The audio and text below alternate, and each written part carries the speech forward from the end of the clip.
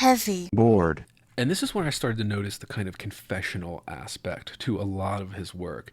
And that was very popular in the kind of 1960s. And this is post-Plath, post-Lowell, writing life studies and all that. And I've often said things like the confessional movement have made a huge mark on literature to the point where we can't even really get past it.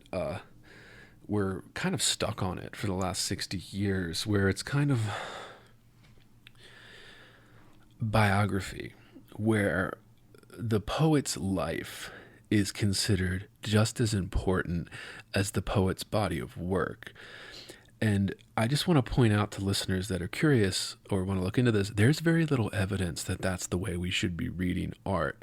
It was just kind of a sentiment, an idea that kind of took off with the confessional movement in the 1960s.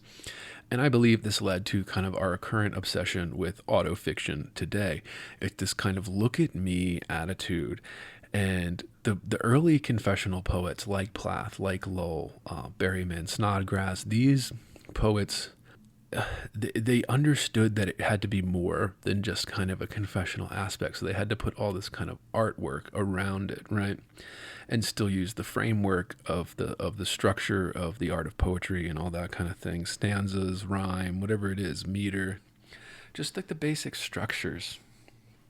And I think the confessional, especially in fiction, with this kind of autofiction that the people don't understand, is just kind of a boring misusing of the confessional movement.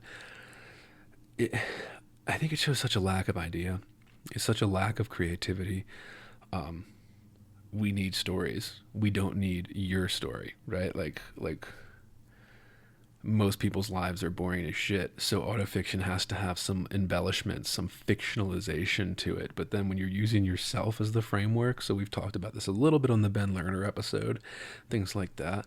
When you're using yourself, like your own self as a character, it just, it's an eye roll for me. It's an eye roll for me every time.